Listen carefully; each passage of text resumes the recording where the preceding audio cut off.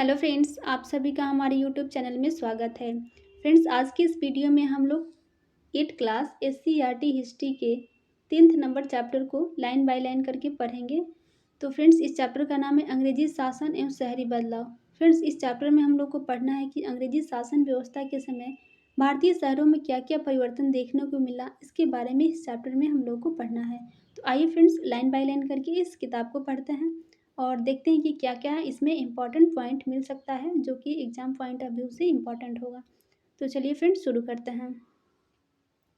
Part 3 में हमने पढ़ा कि किस प्रकार भारत में अंग्रेजी सत्ता की स्थापना के बाद गांवों का जीवन बदल गया, मगर अंग्रेजों का शासन तो सभी जगह था, शहरों में भी, तो वहाँ भी कुछ परिवर्तन जरूर आया होगा। इसी बात को हम इस पाठ में समझने का प्रयास करेंगे और देखेंगे कि औपनिवेशिक भारत में शहरीकरण की प्रक्रिया कैसी थी और इस समय शहरों एवं कस्बों के लोगों का जीवन किस प्रकार के था।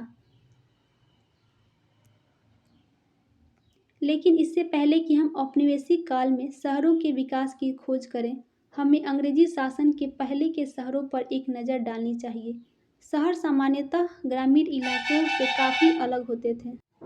यहाँ की आर्थिक गतिविधियाँ और संस्कृतियाँ गाँवों से काफ़ी भिन्न होती थी। आप यह जानते हैं कि गाँव के लोगों का मुख्य काम खेती होता है, जबकि शहरों में खेती का काम नहीं के बराबर होता है। यहाँ कई अन्य तरह के व्यवसाय किए जाते हैं।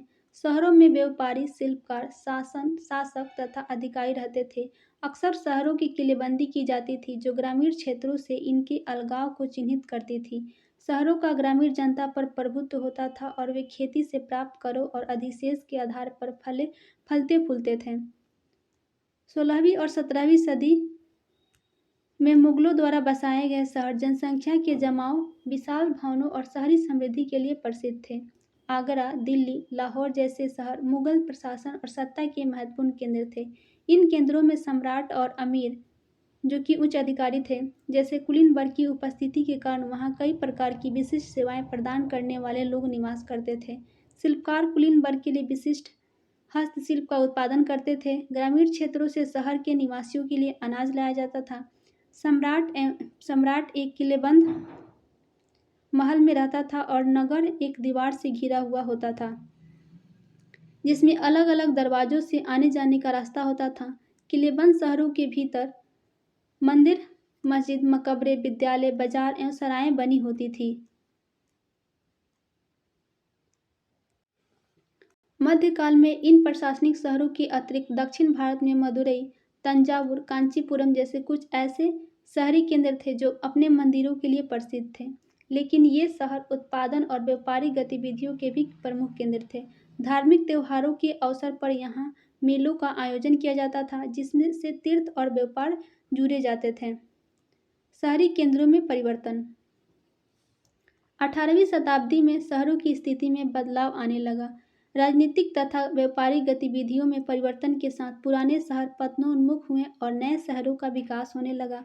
मुगल सत्ता के धीरे धीरे कमजोर होने के कारण शासन से संबंध शहरों का पतन होने लगा। नई क्षेत्रीय शासन केंद्र लखनऊ, हैदराबाद, श्रीरंगपट्टनम, पूना, नागपुर, बड़ौदा आदि नए शहरी केंद्रों के रूप में स्थापित होने लगे। व्यापारी, शिल्पकार, कलाकार, प्रशासक तथा अन्य विशिष्ट सेवा प्रदान करने वाले लोग इन नए शासन केंद्रों की ओर काम तथा संरक्षण की तलाश में आने लगे। व्यापारिक व्यवस्था में परिवर्तन के कारण भी शहरी केंद्रों में बदलाव के चिन्ह देखे गए। यूरोपीय व्यापारी कंपनियों ने मुगल काल में ही विभिन्न स्थानों पर अपने व्यापारिक केंद्र स्थापित किए, जैसे पुर्तगालियों ने गोवा में, डचों ने मछलीपट्टनम, जिसे मसूलीपट्टनम के नाम से भी जाना जाता है, वहाँ पर, तथा अंग्रेजों ने मद्रास, जिसे चेन्नई कहा जाता है, फ्रांसीसियों ने पांडिचेरी, पुडुचेरी में। व्यापारिक गतिविधियों में विस्तार के कारण इन व्यापारिक केंद्रों के आसपास शहर विकसित होने लगे। 18वीं सदी के अंत में परिवर्तन का एक नया दौर प्रारंभ हुआ। जब व्यापारिक गतिविधियां अन्य स्थानों पर केंद्रित होने लगी, तब पुराने व्यापारिक केंद्र और बंदरगाह अपना महत्व खोने लगे। खास प्रकार की वस्तुओं का उत्पादन करने वाले शहर इसलिए पिछड़ने लगे क्योंकि उनकी मांग धीरे धीरे घटने लगी। अंग्रेजों द्वारा स्थानीय शासकों पर विजय के कारण भी क्षेत्रीय सत्ता के पुराने केंद्र नष्ट होने लगे और सत्ता के नए केंद्रों का विकास होने लगा। 1757 ईस्वी में प्लासी के युद्ध के बाद जैसे जैसे अंग्रेजों ने राजनीतिक नियंत्रण स्थापित किया और अंग्रेजी ईस्ट इंडिया कंपनी का व्यापार फैलने लगा, तब मद्रास, चेन्नई, कलकत्ता, कोलकाता, बम्बई, जिसे मुंबई कहा जाता है, का महत्व प्रेसिडेंसी शहर के रूप में उभरा। नए भवनों और संस्थानों का विकास हुआ, शहरों को नए तरीकों के रूप में व्यवस्थित किया गया, नए रोजगार विकसित हुए और लोग शहरों की ओर पलायन करने लगे।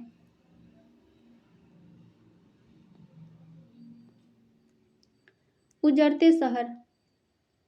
बंगाल में भागीरथी नदी के तट पर स्थित मुर्शिदाबाद रेशमी वस्त्रों के उत्पादन के प्रमुख केंद्र के रूप में उभरा, लेकिन 18वीं सदी के दौरान शहर पहले की अपेक्षा विस्तार एवं महत्व की दृष्टि से सिकुड़ गया, क्योंकि वहां के बुनकर इंग्लैंड की मिलों से बनकर आए सस्ते कपड़ों के साथ प्रतियोगिता में टिक नहीं सके। यही हाल ढाका का भी हुआ, जो मलमल कपड़े के उत्पादन का प्रमुख केंद्र था।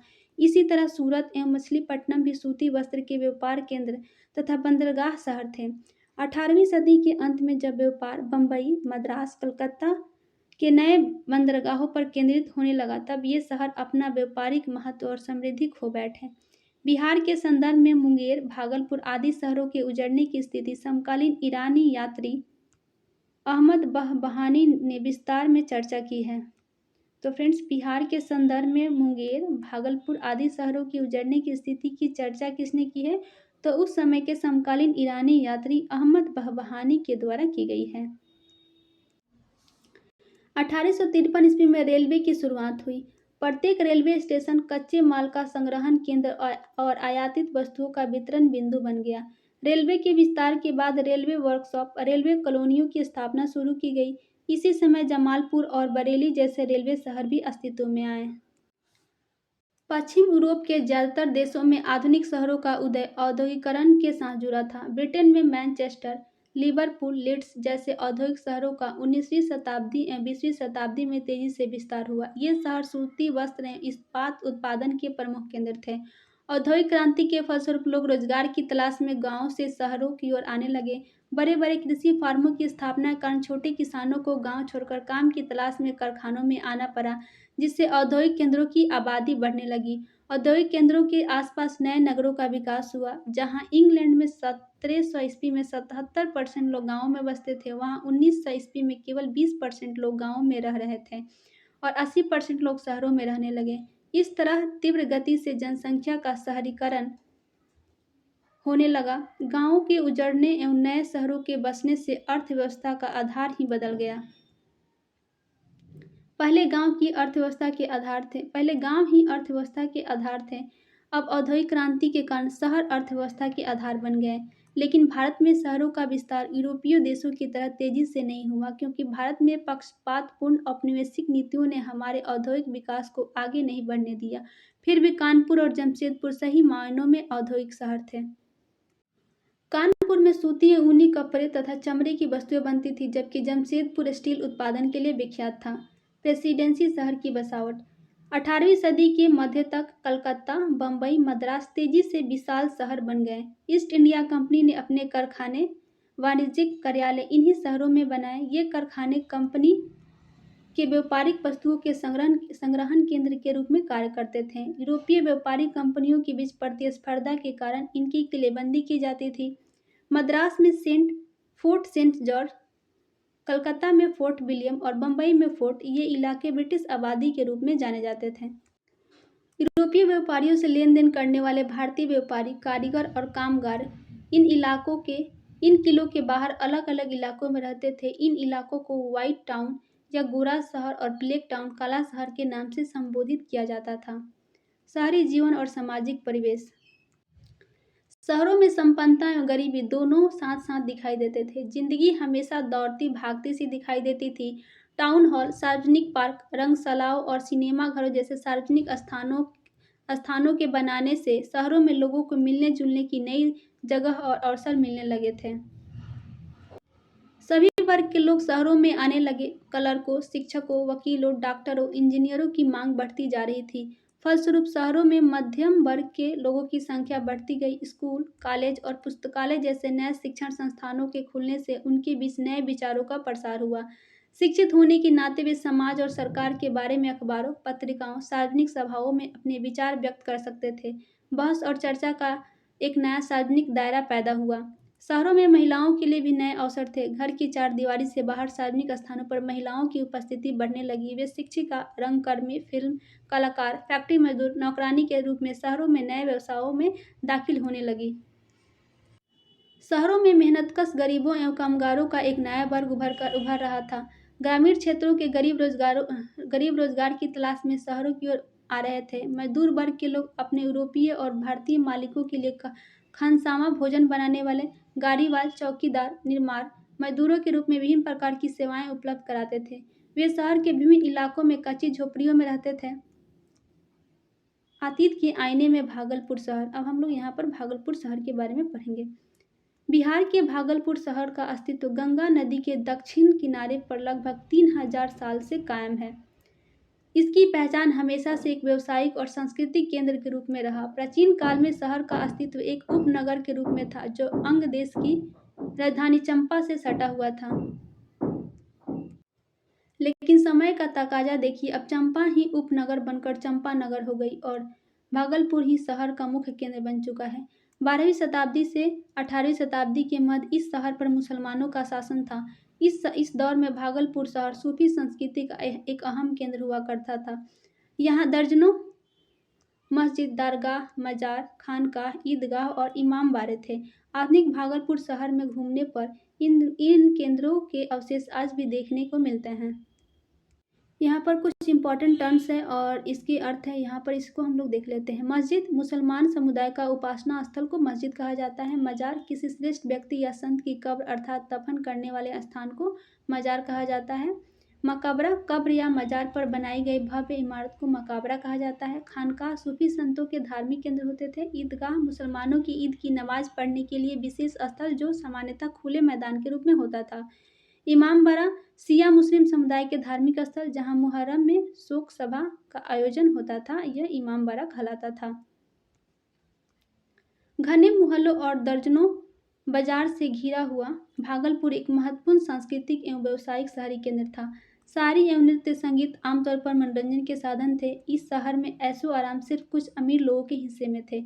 अमीर और गरीब के बीच फासला बहुत गहरा था।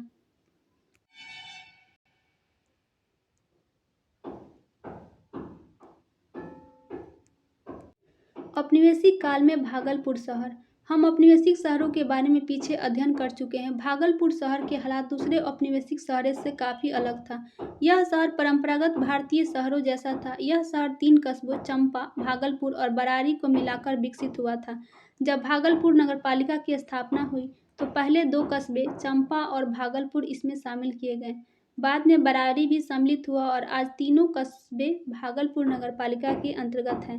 शहर के बीच से गुजरने वाली आड़ी टेढ़ी संकरी गलियों में अलग अलग जाति, धर्म, भाषा और पेशे के लोगों के मोहल्ले थे। अलग अलग समय में विविध प्रकार के आर्थिक कार्य करने वाले कई समुदाय भागलपुर शहर में आए और यहीं पर बस गए।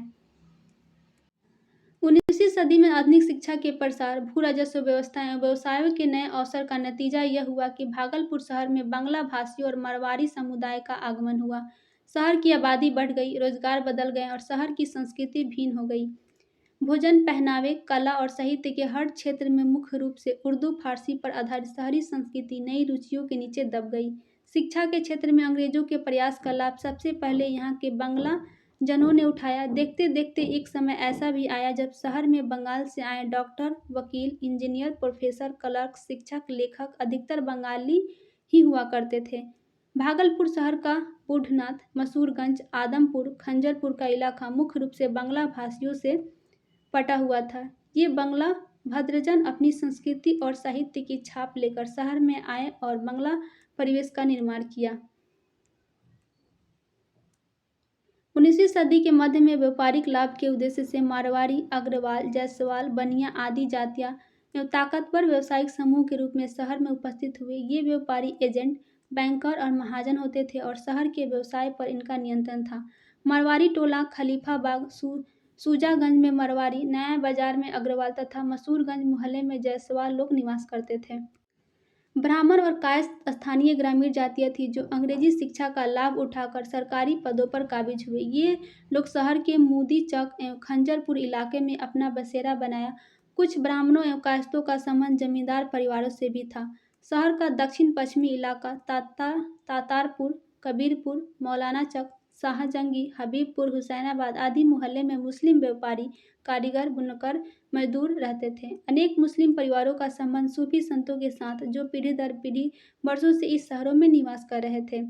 भागलपुर शहर का नाथनगर और चंपानगर मोहल्ले में परंपरागत व्यवसाय में विशिष्टता प्राप्त मुस्लिम जुलाहे और हिंदू तांती जाति के बुनकर रहते थे। ये रेशमी कपड़े और धागे तैयार करने का काम करते थे।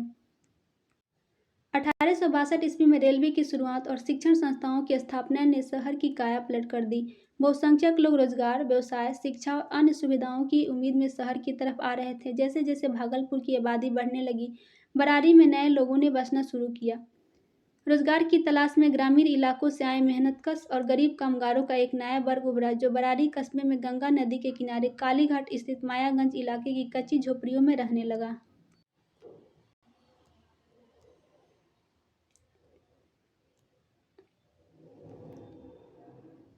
महाशय ड्योढ़ी। इस विशाल इमारत का निर्माण 18वीं शताब्दी के अंतिम वर्षों में भागलपुर शहर के स्थानीय जमींदार महाशय वंश के परेशनाथ घोष ने गंगा नदी के किनारे चौकी नियामतपुर चंपानगर में अपने निवास स्थान के लिए करवाया था। महाशय वंश के परिवार के सदस्य मुगल काल से भागलपुर परगना नामक प्रशासनिक इकाई में कानूनगो के पद पर कार्य करते आ रहे थे। जब 1765 ईस्वी में अंग्रेजों ने मुगल बादशाह से दीवानी का अधिकार प्राप्त किया, तब इस परिवार के लोग भागलपुर परगना में दीवान के पद पर नियुक्त हुए। बाद में भागलपुर के जिला कलेक्टर मिस चेयरमैन ने परेशनाथ घोष को सुजानगर टप्पा की जमींदारी की सनद प्रदान की। फ्रेंड्स, ये उतना इम्पोर्टेंट पॉइंट नहीं है हम लोगों के लिए, इसको हम लोग स्किप कर देते हैं। ब्रिटिश शासन की भू राजस्व नीति के परिणाम स्वरूप अनेक जमींदार परिवारों का आगमन शहरों में हुआ। दरअसल इनकी जमींदारी का क्षेत्र ग्रामीण इलाकों में हुआ करता था, लेकिन ये लोग शहर के विभिन्न इलाकों में निवास करते थे। महाशय वंश, बनेली, बरारी, अरुआरी जैसे बड़े जमींदारों के साथ छोटे छोटे जमींदार भी शहर में मौजूद थे। इनकी जमींदारी का क्षेत्र भागलपुर, मुंगेर, बांका, नवगछिया, पूर्णिया आदि में था। शहर में मंदिर, शिक्षण संस्थानों, चिकित्सालयों, अनाथालयों एवं परोपकारी कार्यों को संरक्षण प्रदान करने से इन लोगों का वहाँ के समाज में उनकी शक्तिशाली स्थिति स्थापित होती थी। इस प्रकार कई कस्बों को मिलाकर भागलपुर शहर दूर तक फैली अल्पसंख्यक आबादी वाला शहर बन गया और भागलपुर इर्द गिर्द स्थित कस्बे इसके नए उप शहर इलाके बन गए।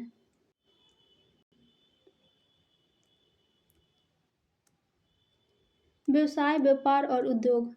हमने ऊपर देखा कि इस काल में बाहर से आए व्यावसायिक समुदाय के लोगों ने भागलपुर शहर को अपना व्यापारिक ठिकाना बनाया।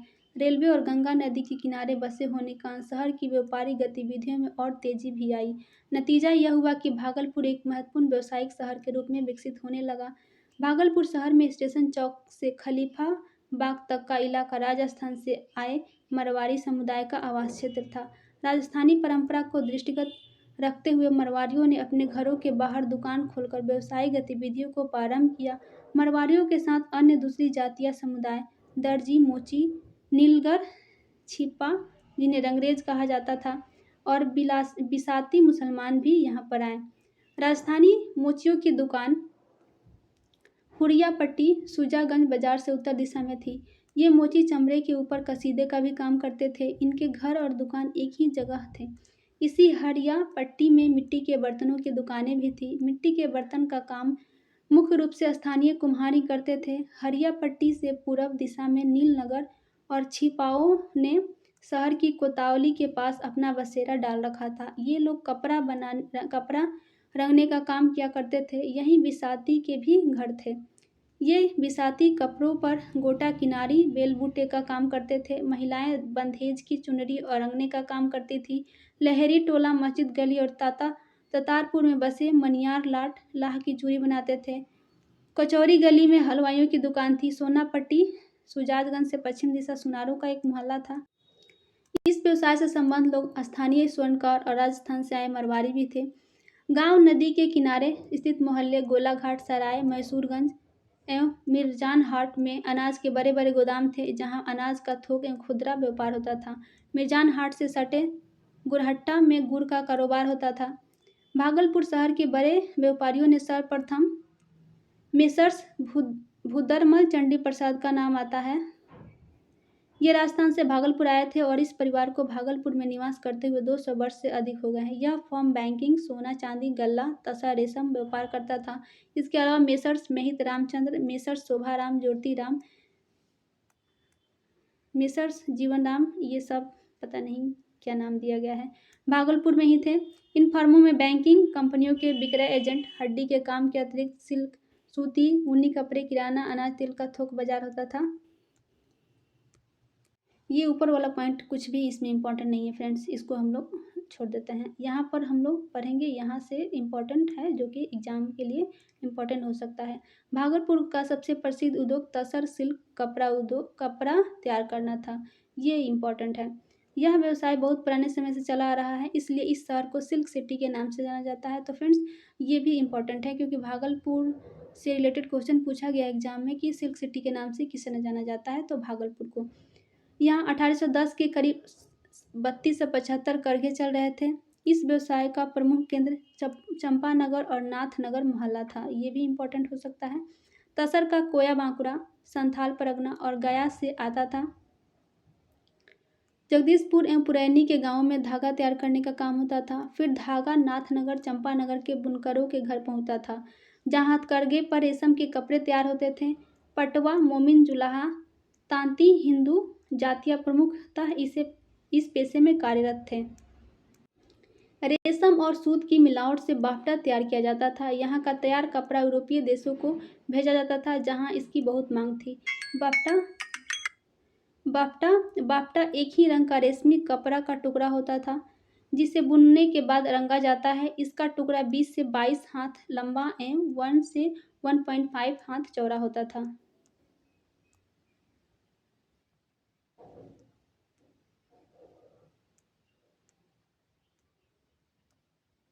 शासन प्रबंधन। जब भारत में अंग्रेजी शासन अस्थायी स्वरूप ग्रहण करने लगा, तब अंग्रेजों ने अपनी सत्ता को मजबूत बनाने के लिए देश में एक नई प्रशासनिक व्यवस्था की नींव डाली।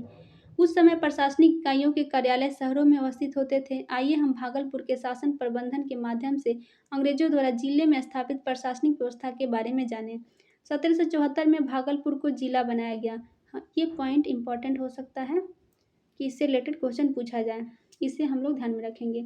जिले का सबसे बड़ा अधिकारी कलेक्टर कहलाता था और भागलपुर जिले का पहला कलेक्टर अगस्टस क्विकलैंड था। कलेक्टर की सहायता के लिए जिले के सदर दफ्तर में डिप्टी कलेक्टर, सब डिप्टी कलेक्टर और असिस्टेंट कलेक्टर होते थे। 1936 तक यह जिला 4 सब डिवीजनों भागलपुर सदर, बंका, मधेपुरा, सुपौल में बटा था। सब डिवीजन का सबसे बड़ा अफसर सब डिविजनल अफसर यानी एसडीओ कहलाता था। जिले में न्याय विभाग का सबसे बड़ा अफसर डिस्ट्रिक्ट एवं सेशन जज कहलाता था। दीवानी मुकदमों में इनकी सहायता के लिए सबऑर्डिनेट जज और मुंसिफ होते थे। फौजदारी मुकदमे में जिला मजिस्ट्रेट तथा डिप्टी एवं सब डिप्टी मजिस्ट्रेट इनकी सहायता करते थे। जिले में पुलिस विभाग का सबसे बड़ा अफसर सुप्रिटेंडेंट ऑफ पुलिस कहलाता था। उसके नीचे असिस्टेंट एवं डिप्टी सुप्रिटेंडेंट रहते थे। पुलिस के काम के लिए जिलों को 25 भागों में बांटा गया था। यह भाग थाना कहलाता था। स्वतंत्रता के समय तक भागलपुर शहर के अंदर 3 थाने थे: भागलपुर शहर, भागलपुर मुंसिपल और नाथनगर। थाने का बड़ा अफसर इंस्पेक्टर या सब इंस्पेक्टर होता था, जिसे दरोगा कहा जाता था। नगर पालिका 10 वर्ग मील क्षेत्र में विस्तृत भागलपुर शहर के नगर पालिका की स्थापना 1864 ईस्वी में की गई थी। जनसाधारण द्वारा निर्वाचित एवं सरकार द्वारा मनोनीत प्रतिनिधियों के द्वारा प्रबंधन होता था। नगर पालिका में 22 सदस्य होते थे, जिनमें 7 सदस्य मनोनीत और 14 निर्वाचित होते थे। अपनी सीमा क्षेत्र में शहर की सफाई, सड़क, पुल, पेयजल, शिक्षा और स्वास्थ्य की जवाबदेही नगर पालिकाओं के जिम्मे था। शहर में पीने के पानी के अभाव को दूर करने के लिए भागलपुर नगर पालिका द्वारा 1887 ईस्वी में जलागार निर्माण किया गया था। ये पॉइंट भी हम लोग ध्यान में रखेंगे। 1896 से 97 में इसका विस्तार चंपानगर एवं नाथनगर की ओर किया गया। जलागार को बड़ा बनाने के लिए सरकार ने नगर पालिका को 3 लाख रुपए कर्ज दिए थे। 1936-37 ईस्वी में नगर पालिका की कुल सालाना आय 4.5 लाख रुपए थी। भागलपुर नगरपालिका क्षेत्र के अंतर्गत शहर की कुल आबादी 1872 ईस्वी में 65,63,77 थी, जो 1931 ईस्वी में 83,847 हो गई। शैक्षणिक विरासत। भागलपुर शिक्षा का महत्वपूर्ण केंद्र था।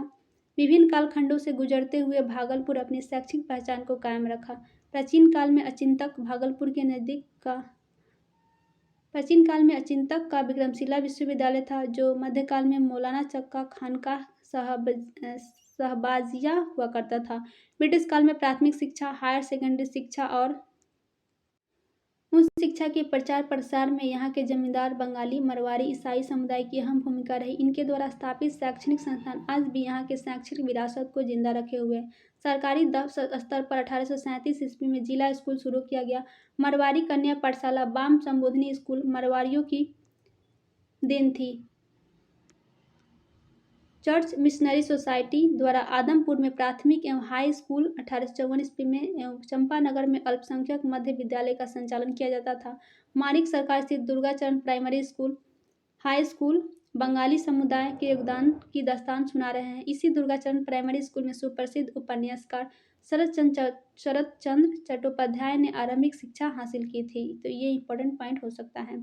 शहर के स्थानीय जमींदार तेज नारायण सिंह ने 1883 ईस्वी में Tej Narayan jubilee collegiate high school तथा 1887 ईस्वी में तेज नारायण जुबली कॉलेज की स्थापना की थी। दोनों ही संस्थान नया बाजार मोहल्ले में चला करते थे। बाद में बनेली एस्टेट द्वारा दान स्वरूप भूमि एवं धन दिए जाने के बाद इस संस्थान के नाम के साथ बनेली शब्द जुड़ गया। आज भी शहर में शिक्षा के क्षेत्र में इसकी पहचान है। वाणिज्य शिक्षा की मांग को देखते हुए शहर के मरवाड़ी समुदाय द्वारा 1941 ईस्वी में मरवाड़ी कॉलेज की स्थापना की गई थी। भागलपुर में महिला शिक्षा की दिशा में महत्वपूर्ण कदम उठाए गए। श्री अरविंद घोष के पिता श्री कृष्णाधन घोष ने मोक्षदा बालिका विद्यालय की स्थापना 1868 ईस्वी में की थी। 1868 ईस्वी में जनाना मिशन स्कूल भी खोला गया। महिला उच्च शिक्षा के लिए मोक्षदा बालिका विद्यालय परिसर में 15 अगस्त 1949 ईस्वी को महिला विश्वविद्यालय की बुनियाद डाली गई। बाद में बरारी के जमींदार नरेश मोहन ठाकुर ने दान में खंजरपुर मोहल्ले में इस महाविद्यालय के लिए जमीन उपलब्ध कराई, इसलिए उनकी मां के नाम पर इस महाविद्यालय का नाम सुंदरवती महिला महाविद्यालय हुआ। तकनीकी शिक्षा के क्षेत्र में 1910 ईस्वी में सबौर स्थित बिहार कृषि कॉलेज की नींव तत्कालीन governor general sir Andrew Fraser ने रखी थी। इस कॉलेज की गिनती एशिया के महत्वपूर्ण कॉलेजों में हुआ करती थी। फ्रेंड्स, ये पॉइंट को आप लोग ध्यान में रखिएगा, क्योंकि ये मुझे इम्पोर्टेंट लग रहा है। हो सकता है इससे क्वेश्चन कभी ना कभी एग्जाम में पूछ लिया जाए। इससे कृषि शिक्षा क्षेत्र में नए आयाम स्थापित हुए। रोजगार परक शिक्षा के लिए 1947 से 51 में सिल्क इंस्टीट्यूट नाथनगर शुरू किया गया। यहाँ शिक्षा के प्रसार में पुस्तकालयों का अहम योगदान था। सबौर स्थित बिहार कृषि कॉलेज, तेज नारायण बनेली कॉलेज, भागलपुर कलेक्ट्रेट, भागलपुर पुस्तकालय, सरस्वती पुस्तकालय, बंगला इंस्टीट्यूट में पुस्तकों का अच्छा संग्रहण था। सांस्कृतिक गतिविधियाँ। स्वतंत्रता पूर्व भागलपुर की सांस्कृतिक विरासत भी कम महत्वपूर्ण नहीं रही। इस परिदृश्य में भागलपुर की साहित्यिक एवं सांस्कृतिक यात्रा का विवरण अपने आप में दिलचस्प है। यदि हम भागलपुर की सांस्कृतिक गतिविधियों की बात करें तो शहर में अनेक नमी गिरामी साहित्यकारों, सांस्कृतिक कर्मी, रंगकर्मी, शिल्पकारों, संगीतकारों एवं फोटोग्राफरों का जमघट लगा करता था। उस समय भागलपुर में साहित्य पर बंगला साहित्य का बहुत बड़ा असर था। शरत चंद्र चटर्जी, विभूति भूषण बंदोपाध्याय, रविन्द्रनाथ टैगोर भागलपुर प्रवास कर चुके थे, लेकिन उस समय जिस साहित्यकार ने यहाँ लंबे समय तक रहकर अपना लेखन जारी रखा वह थे बलाई चंद्र मुखर्जी। उन्हें लोग बनफुल के नाम से जानते थे। भागलपुर के साहित्यकार एवं रंगकर्मी राधा कृष्ण सहाय ने उनकी कई रचनाओं का बंगला से हिंदी में अनुवाद किया। शरत चंद्र ने कालजाई उपन्यास देवदास, विभूति भूषण बंदोपाध्याय ने पथेर पंचाली सृजन भागलपुर में रहकर ही किया था। तो फ्रेंड्स, इस पॉइंट को आप लोग ध्यान में रखेंगे। देवदास उपन्यास के रचयिता कौन है? तो शरत चंद्र चट्टोपाध्याय, और भूषण बंदोपाध्याय ने पथेर पंचाली का सृजन जो है भागलपुर में ही किया था। तो ये पॉइंट काफ़ी इंपॉर्टेंट है, इसे आप लोग ध्यान में रखेंगे।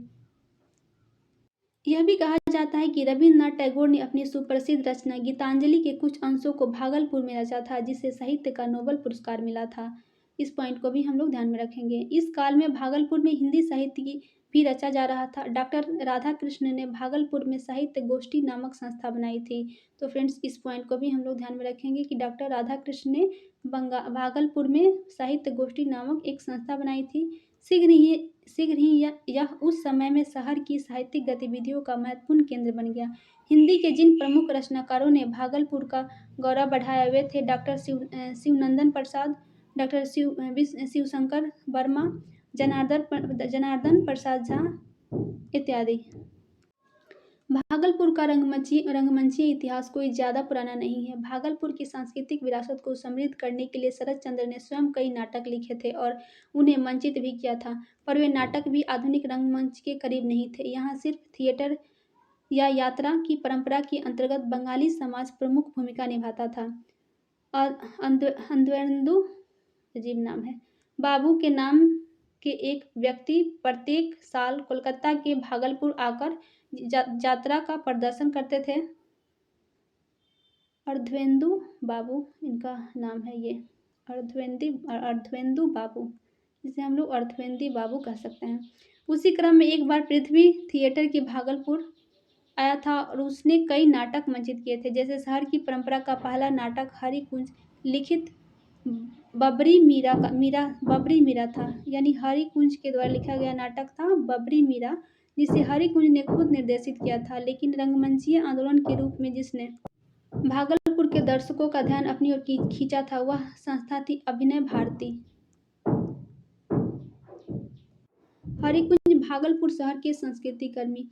1938 ईस्वी में हरिकुंज ने भागलपुर शहर में सांस्कृतिक गतिविधियों को बढ़ावा देने के लिए चरण संस्थाओं की नींव डालने में विशेष भूमिका निभाई। यह संस्थाएं हैं हिंदी जात्रा पार्टी, श्री गौरांग संकीर्तन समिति, बागेश्वरी संगीतालय व चित्रशाला। चित्रशाला में उस समय के प्रसिद्ध साहित्यकारों, रंगकर्मियों, शिल्पकारों, नृत्यकारों, संगीतकारों, फोटोग्राफरों का जमघट लगता था।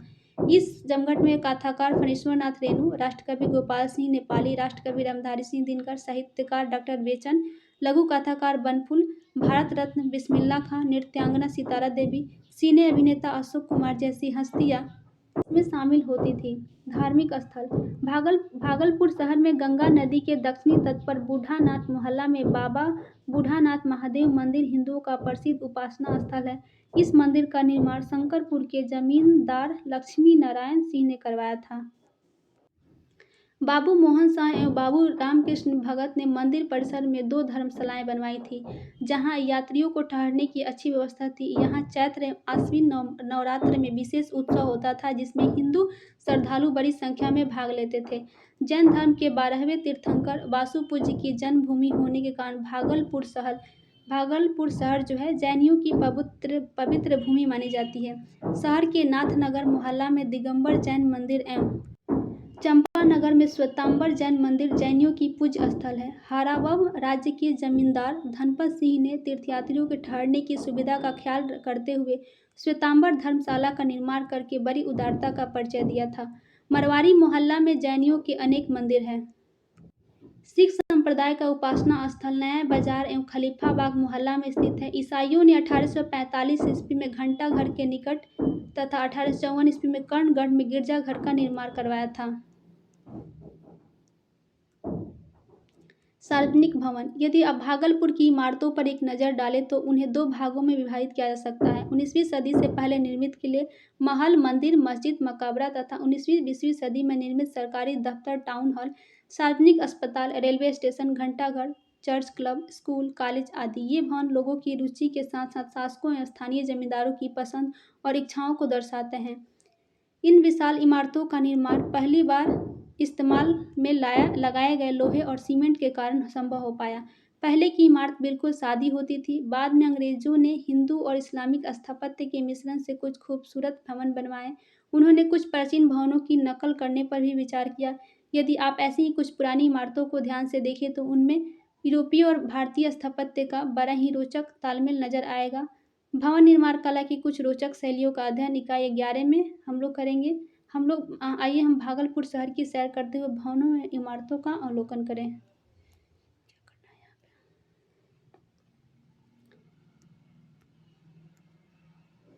भागलपुर शहर शहर जो था हृदय स्थल और भारत के पुराने रेलवे स्टेशन में से एक भागलपुर रेलवे स्टेशन शहर का मुख्य व्यापारिक स्थान है। यहाँ EIR east Indian railway B&W Bengal north western railway station है। इसकी शुरुआत 1862 ईस्वी में हुई थी।